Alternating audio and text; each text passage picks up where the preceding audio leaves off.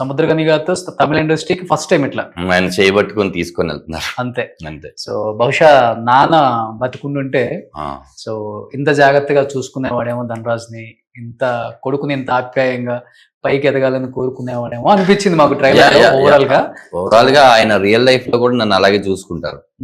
లేకపోతే నా పక్కన అంటే నన్ను తండ్రి మీరండి కొడుకునని యాక్సెప్ట్ చేయడం అంటేనే అక్కడ నేను ఫస్ట్ సక్సెస్ గా ఫీల్ అవుతున్నాను. ఎందుకంటే ఆయన ధనుష్ గారితోనూ శివకార్తికేయన్ గారితోనూ చేసినప్పుడు ధనరాజుకి ఫాదర్ గా చేయడం ఏంటని చాలా మంది అన్నారు.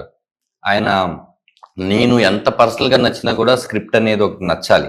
ఎందుకంటే ఆయన ఏదో ఖాళీగా ఉండే ఆర్టిస్ట్ కాదు, ఏదో డబ్బుల కోసం చేయాల్సిన అవసరం లేదు. డైరెక్టర్, నేషనల్ అవార్డు గ్రహీత, ఎంతో డేట్స్ బ్లాక్ అయి ఉన్నాయి. అలాంటిది నాకు ఒక 35 రోజులు కేటాయించి నేను చెప్పంగానే ఈ కథ ఆయనే అడిగారు. ఫాదర్ గట్ట నేనే చేస్తాను, నేను అడగను కూడా అడగలేదు. అంటే అర్థం ఏదో ఇందులో ఒక మ్యాటర్ ఉందని ఆయన నమ్మారు, మేము అందరం నమ్మాము. అట్లా జరిగింది.